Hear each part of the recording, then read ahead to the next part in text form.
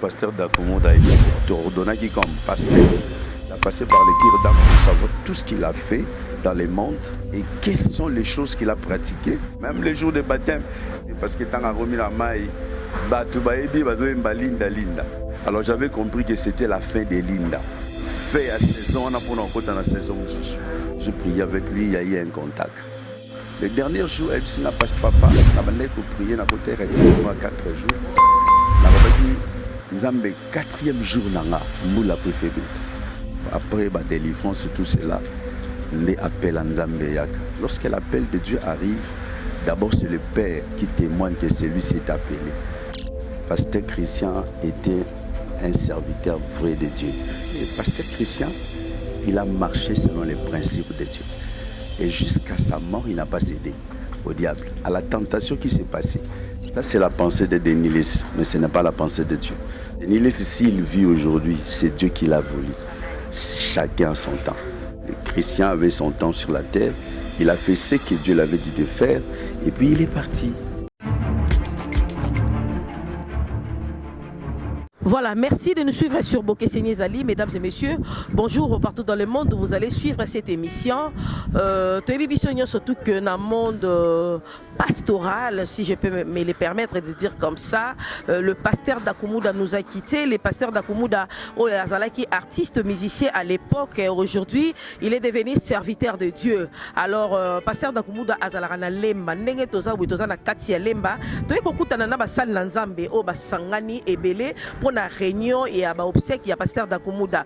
Basal Nanzambe Nyonso, O Bazalarana Katia, commune ya Lemba. Et puis, père spirituel, il y a pasteur Dakumoda, Azawana, en dehors naïe, basal Nanzambe Baza vraiment Ebele, vous comprenez que Bazo s'organiser vraiment que Matanga ya pasteur Dakumoda et les Kaloko, la Matanga ya Ba Nanzambe Zalaka. Alors, na mokote na plateau lelo, c'est vraiment spécial. Je suis avec ma consoeur Nadine Lélé, à qui je dis déjà bonjour Nadine. Bonjour Nadia GB.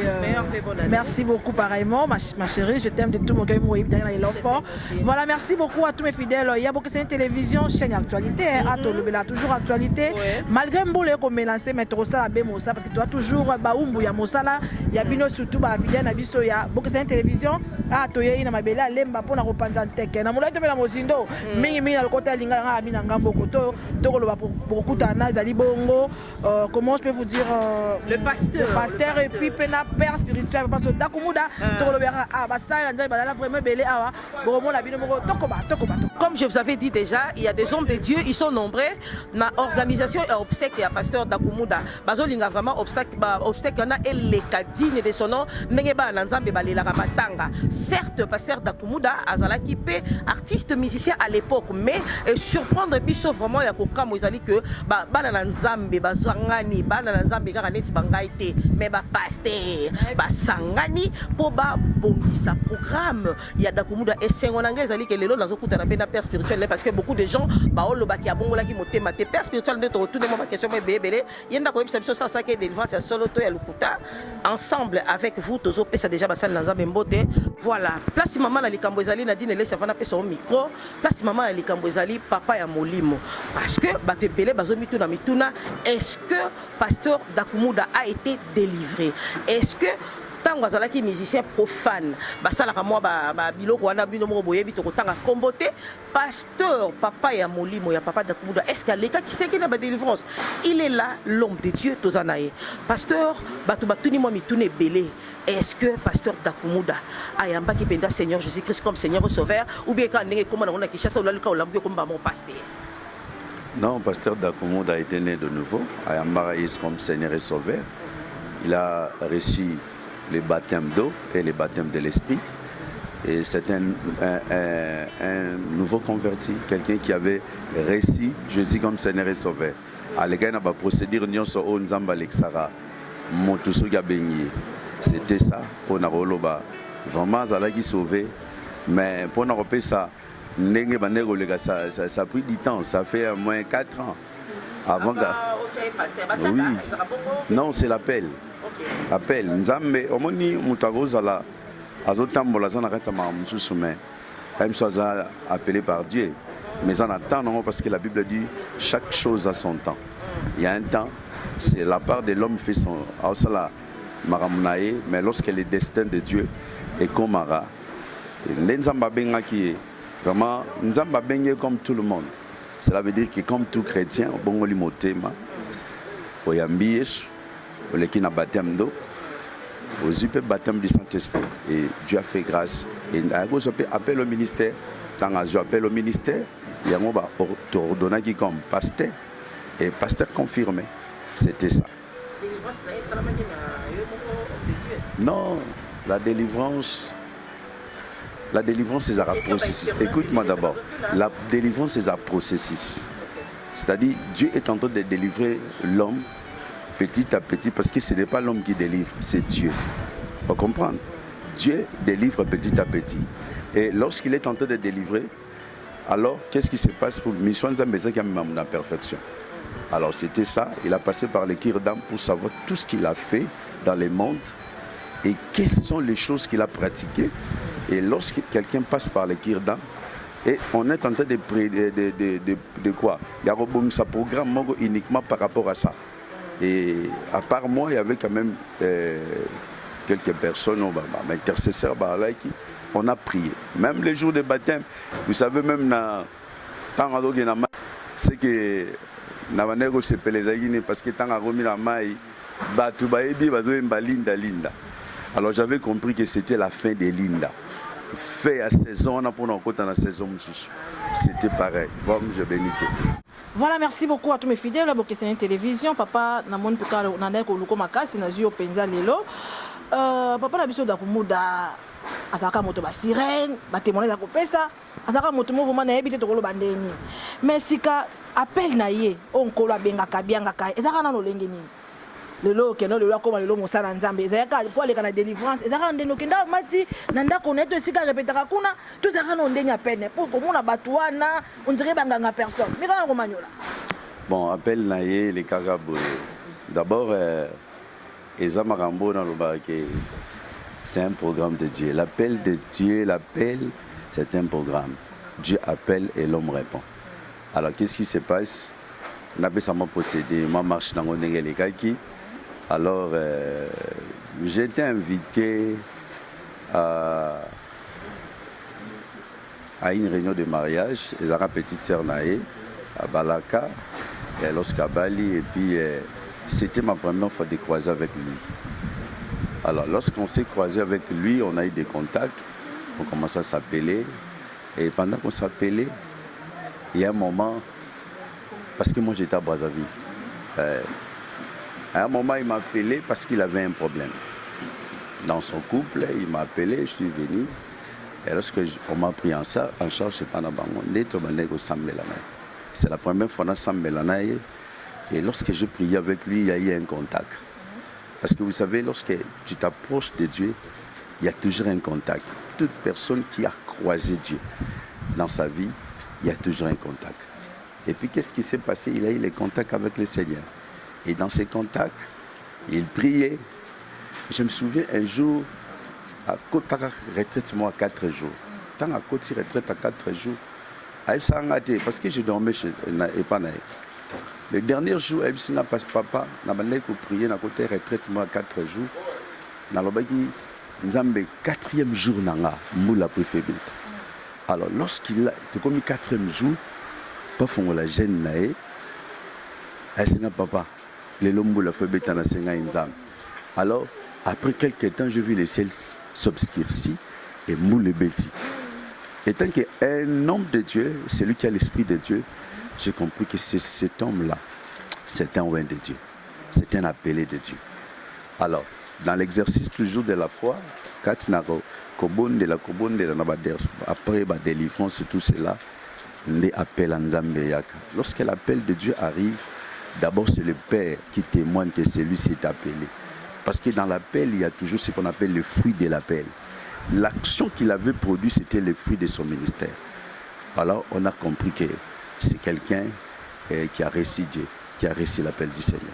Merci beaucoup papa. Mais moi motuna ki songi pardon oui to koloba moi motuna moko yoromata. Balobi était bon selon la rumeur ba koloba était pas da Kumuda a bongo ki motena mala moté. Pourquoi? Parce que c'était moi son s'il vous plaît motuna kaka a bongo motena mingi parce que na ba témoignage na kotanga Kofi a kotanga papa miso Mike Kalamba en tout cas même bébé belé. Bango pe ba lingela ke moi selon ba bato ba koloba ba lingela ke moi comment je peux vous dire ba lingela ke moi ki bondoki quoi. Ya ngonda ke parce que toi il venait nzamba solo ko kenela ajouter. Est-ce que maman a solo to ya lokuta manyo na papa maloba esuka na loba eloko moko Pasteur Christian était un serviteur vrai de Dieu. Vous savez, moi je dis souvent pour connaître un serviteur de Dieu, la première chose c'est l'humilité. C'est-à-dire quand quelqu'un a l'humilité, il a la capacité d'écouter Dieu. Vous voyez, Pasteur Christian, il a marché selon les principes de Dieu. Et jusqu'à sa mort, il n'a pas cédé au diable, à la tentation qui s'est passée. Cela veut dire que moi, je suis très content de parler aujourd'hui de lui, de témoigner beaucoup de choses, parce que Pasteur Christian est au ciel. Il est dans les lieux de repos. Il est parti au ciel? Non, dans les lieux de repos, excusez-moi, je retire ma parole. Il est dans les lieux de repos, c'est-à-dire il repose là où il y a les enfants de Dieu qui entendent ce qu'on appelle nous tous l'enlèvement du Seigneur. Il est dans la paix. Il est mort, il est né en Jésus, grandi en Jésus et mort en Jésus. Donc, non, ce n'est pas ça. Tu ne peux pas... Non. Vous savez, dans la vie, chaque personne a son temps sur la terre. Alors, le temps était venu, il devait partir. Nous laisser. C'est ça. Le père spirituel est parti. Ça dit parfois c'était mon temps. Hein? C'est comme ça dans la vie. Donc chaque personne, dans la destinée que nous avons, il a son temps. Vraiment. Merci papa Mutuna Esuka.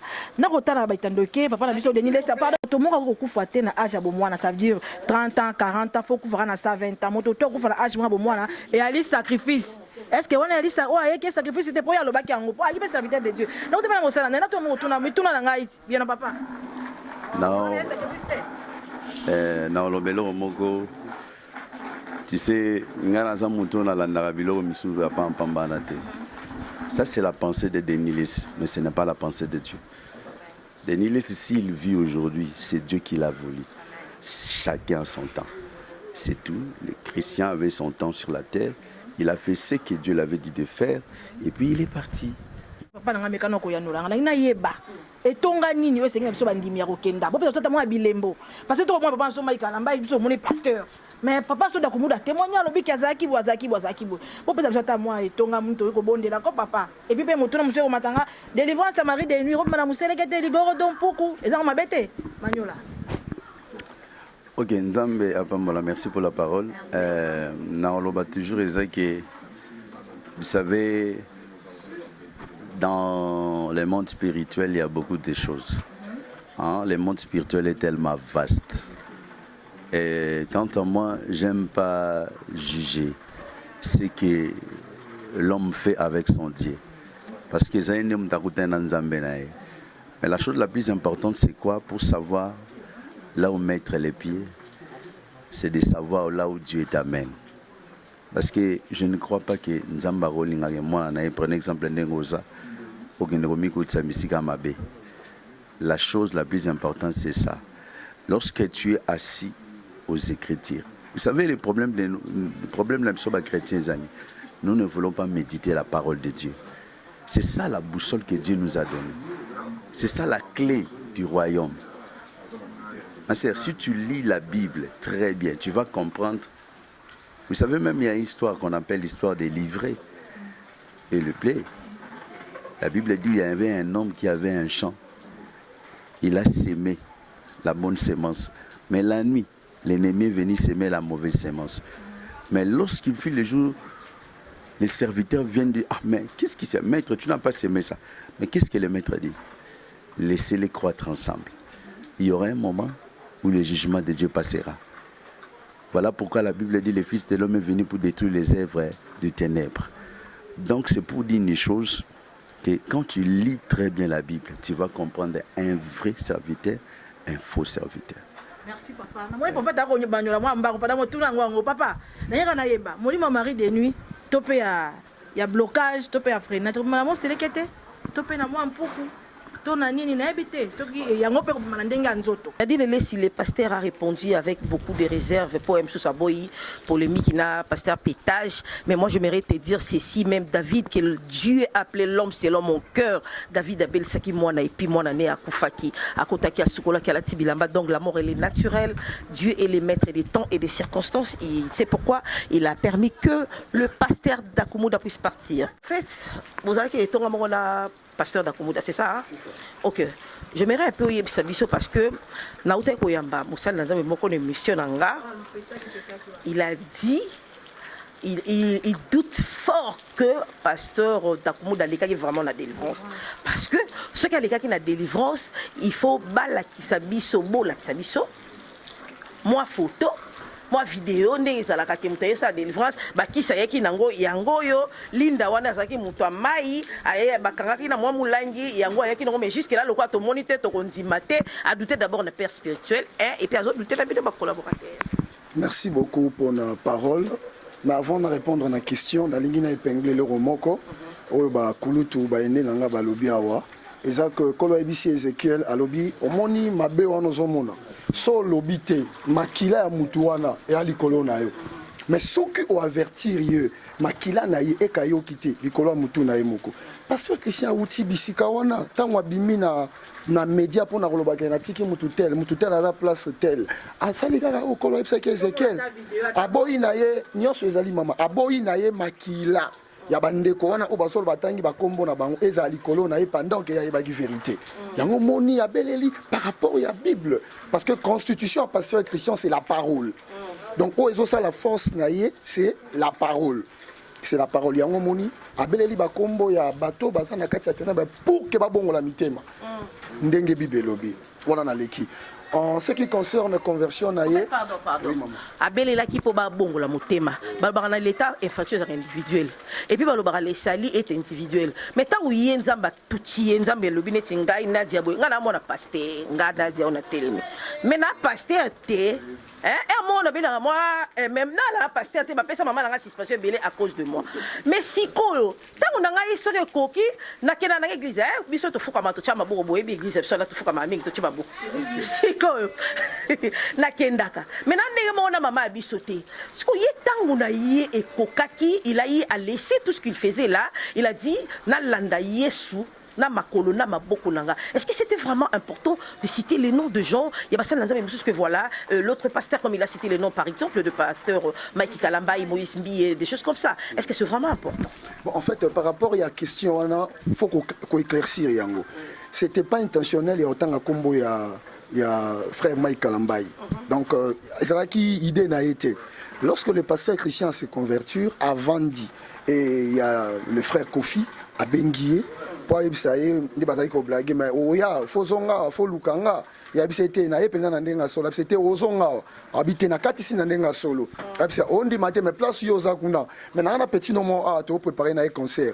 Donc, et l'Okouana na début de conversion à pasteur Christian. Est-ce que vous imaginez? Et ça, moi, si moi, Ndumba, aïe, na kati église, à Bongoli Motema. Nous sommes mettre en open ça. Veut dire que tu mets la moelle loco, je vois un film au monde. Nala yoka. Il y a peine, donc veut dire que tu as un copo, tu as vidéo, mon copo, mais je vois un téléphone. Et puis à passer. Pasteur Mike, le frère Mike Kalambai, à Solena, pasteur Christian, au vieux Boni, il est pas ébissé. Et là, on a autre exemple en Alobi Boy. Et ça, le rôle là, Ndumba Moko, à Télémarana, na Babar, à une église, à Bongoli Moté, on dit mais la passion parce que Kimi Mabé, et tant oui, à Zole Kanabar, à Bandosa, Moussalamoni, pasteur, à Bongoli, c'est Moutema, à Abiman Hôtel, Ndumba Moazara, camarade, et Zandeni. Au monde, il y a la passion Christian. S'il vous plaît. En fait, ça va verser, on a pas un peu de son, l'homme de Dieu, vous pouvez encore ajouter quelque chose? Oui. Au monde, pasteur Christian.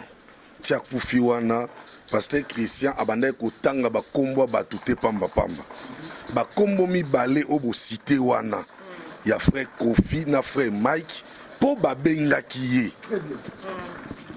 Pour ba benga kiye. Ndata kombo na bango. Mais comme les autres personnes attendent bango te. Vous comprenez? Azam Moutalibo Mate abanda cité ba kombo ya batubo non. C'est un excès des ailes. En plus, il faut toyer baki. Pour na kolonga satan na Bible lobi to longa gi satana na ba parole ya nini ya témoignage na biso. Il y a bana ko sala témoignage par rapport à Sika o ya zalaki. C'était comme ça. Abanda ko tanga kombo ba tuka va quitter na katse buzo bate. Abanda ko témoigner monene ya Nzambe. Nzamba zunga na mulili aye ko mimanga na lié ya lumière. C'était comme ça maman. Voilà, chers amis, allez-y comprendre que ce sont des hommes de Dieu. On respecte beaucoup Bassal Nzambe. Oui. Nana Baksaboy. Azali na ministère apostolat. Un apôtre azamuta vérité. Azamuto azungi sakamakamu nanzela. C'est pour cela, pour l'édification et le peuple de Dieu, parce qu'il y a beaucoup de chrétiens, les chrétiens dans la musique. Alinga yebisa bango ke no bolanda kunate parce que kune même batna kufa. Donc on a zagi serment, zagi droit ande ko ba vérité. Biso devandi na mingi, azay muta cache te. Vérité na ezala ki vérité. Même si on cause après même na kati église boy, batie musique boy bisi ayaote, ayebisi na bi que non, bolongo la musique. Parce que musique oui, bolongo la musique. On est au 4 aboyi, bolongo la musique wana parce que azagi mutu moko azagi na ba principe moko ya malamu koleka. Vraiment c'était bon monsieur. Pe aboya tanga bongo mutema komi pasteur, aboyi ba musique ne ya kalawana, ele kalisu na télévision te. OK. Yem taboyango. Boyango. Akoka kosala pe alobaki nasala ki succès na ngai lokwa na komi Christian Kotoyo kuna Linda Newman lebetaka nango ya boya a autorisé ta journaliste moko te ki nga naza kota bo chrétien koto bo tshaka banzembo na sala ngoti donc a sala pena conversion na ye total maser total donc biso tozo loba pe tozo assurer na ngolo Nzambe pena ki pasteur Christian azana maboko Nzambe. Pasteur Christian, Azana Maboko Nzambe, en tout cas, Atabalo Bakani n'est prophète chez soi, mais Abisso na Congo et comme il collectement moukié, en tout cas, to respecter Baton Nzambe. Nadine, avant que je te donne la parole, Napesana notre papa, tu vas prendre. Merci beaucoup à tout le monde. Moi, je suis matanga parce que je suis maman papa nso Mike Kalambay. Nenge papa nso Dakumuda témoigna que azali pas kofi tout et tout. Si gato oyebate, je na romoni to romoni mosala Nzambe. Donc il y a un stade de Martine et tout le monde est toujours serviteur de Dieu. Si vous avez un bandimi, tu as un bunga, tu as battu et si vous avez même à l'âme, c'est un peu bon là. Na tu n'as papa. Bon, na goyo kamotuna na yo. Awa nécessairement, tu es qu'on prêcher Mike Kalambay, tu es qu'on prêcher Kofi Olomide. Et ça parce que vous avez une question pourquoi il a cité Mike Kalambay et il a cité Kofi Olomide. Au monde dans la vie, même dans mon kil baloba komoni ndo kisalani belela. Bibliquement parlant, au monde mutu temps azu délivrance, il y a des moments des mots na sala musani. Ah kene ko yenga yenga. Tant azonga akoma, azonga da 7 des mots plus forts que lui. Connaissant makambo wana, Dakubuda ne pouvait pas céder. Ayebi ke bateau le rôle na tika bango. Nenge bakenda retourne bango eza plus puissant. Ko yana bango bakoyana nenga mabe. Yango moni a dénoncé le mal, a beleli avasani. Ngomwe kauka. Yango a dénoncé le mal. Mais ce n'est pas là notre problème. Il y a hôtel bakoloba Kofi koloba Mike Kalambay. Mike Kalambay à la fois na o étalier, étali bisoté. Mais reconnaissez aussi que Bible lobby tokoye babango na bani na bambuma na bango nzete nyoso to ko reconnaître ngo na mbuma na mosali nyoso to ko reconnaître na misala daye je crois ba concert na et engagé ka yé to mona ki na ba internet to moni ba témoignage ndenge na ndenge to moni sengele to mona nous avons vu nous étions là ngala sala même mobilisation avant ta billet na yé mais à la fin pourquoi dans un concerté n'a ko trouver ba makambo e comme qui bizarre à la comprendre que bambuma oyo ils ont permettre nga état que un oin de Dieu na za lesika wana et j'ai refusé. Merci. Alobi ke bandeko wana so bana posa bakoya kokutana na biso. OK? Na o etali culte. Je pense que culte ya nganga nzambe, ya mosali nzambe. Tokoki ko associer ngote balobi ekozala louange ekozala adoration. Mais bon balinga pe bon te bon balinga bino ndefo ke pa bon balinga te ke o bino boya bon bon eti babimi yuma. Non, papa, na mama, limbisana nkolobe loko oyo. Babimi yuma te. Bazo comprendre yango très bien que pasteur Dakumuda aza susu na kan na bango te. Ngande na za awo. Na bami nanga o tota na ba classe. Puisque nga na okola babe nga jokula. Ba msufre mo bebishi. O comprendre. Wana ose nini na okola. OK, wana ose nini na zokola. Wana na okola. Ngete asakola kikaka mais moi ba biloko ka ya ko bebisa bebisaka. O comprendre. Mais siko biko bongisa frère mo bongisi. Siko na bongisa. Tokute na bandeko ya nzela. Toko yambana, ba mususu apado, ba mususu boye toko yambana. Ba mio totanga na bango, tokola na bango. Toko ko boya bango te. Bonjour pasteur. Bonjour maman, ngai pasteur Patrick Papadokis Mukulu. Toza na kati ya organisation ya matanga ya pasteur Christian Dakumuda. Oyo azalaki frère, azalaki camarade, azalaki pasteur, pas azalaki président.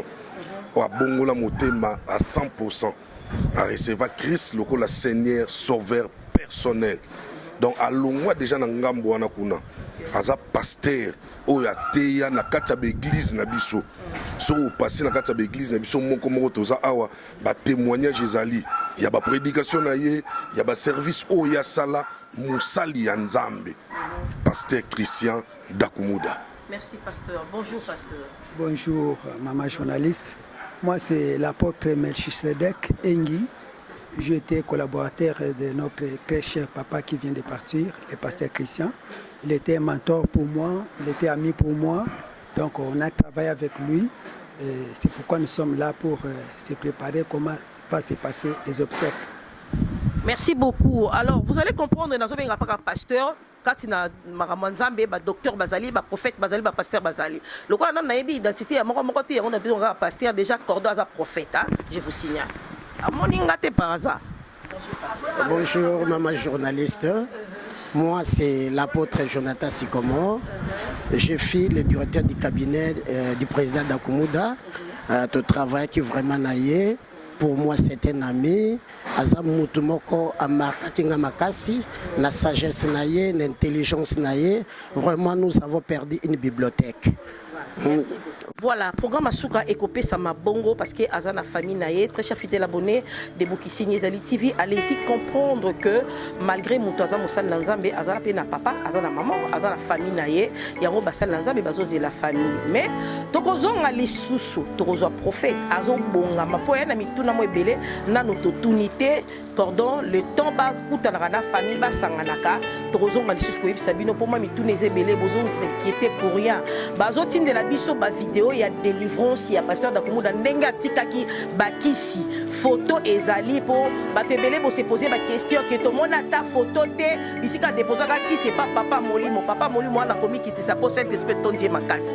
Alobi ayebi maram délivre photo ezali, mais c'était pas important ba yena on sur internet yango comme biso ba congolais tozaka moi ba Thomas et Abana.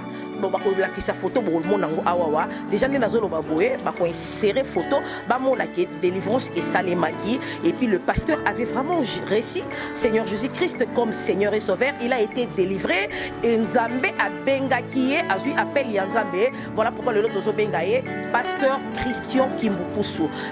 Nous voici à la fin de cette émission. Je sais pas Nadine et si vous avez quelques mots ajouter juste quelques secondes parce que TV Ali Kamangonga s'il te plaît. Cher conseil. Merci beaucoup à tout le monde. Merci beaucoup à tous mes fidèles. Il y a beaucoup de télévision, chaîne actualité, chaîne oh la grande dame. On m'a continué de sapanjaran teke na molai topé na mozindo mimi na lokota lingala. Bon ça on aura toujours à pour nous engager à libongo ba actualité. Merci beaucoup à tout le monde. On a si boyo ki biyano na bino, topé mituna na bino, o pesa ki topé sa basala nzambe pe biyano yango wana. Merci beaucoup à mon boss pour n'importe quoi pesa toujours les kino panjaran teke na molai topé na mozindo mimi na lokota lingala. Merci à mon anti-stress JMK Jean-Marie Kayak depuis Paris. Je te fais de gros bisous. Minga Golobeli merci Mayangonga. Merci. Tu m'as pas fait merci. Merci beaucoup à ma concert Nadia GB, mon Senzela Minou et puis Ndoï Nanga Dissous, je l'aime beaucoup donc moi maman Nanga Yeyo. Merci beaucoup. Merci. Alors je dis merci aux hommes de Dieu. En tout cas, vous pambola ngata na samote me kusanga bien pona linga moi li pamboli mingi. Ya ngala sengi yo senga kite yo pesi banti stress. Ngala arracher li pamboli. Il faut savoir arracher la bénédiction madame. Toi tu as des hommes de Dieu comme ça, ozo arracher te. Ah, aux distraites hein. Je les reçois au nom de Jésus. Alors Amen. Alors, nous voici vraiment à la fin de cette émission. Je salue ma mère, le pasteur Bati, maman Mina Kupenda Sana, yo moko ebi place Zatika Nzambe ya Bixelanga yo, et ya Florence Nzambe ya Bomba yo, et là je salue mes deux bébés d'amour, à Samantha et Doxy, maman vous aime beaucoup. Ça n'est fini pour aujourd'hui cette émission. Moi Nadia Gébé, la femme selon Jésus-Christ, je vous dis bye bye.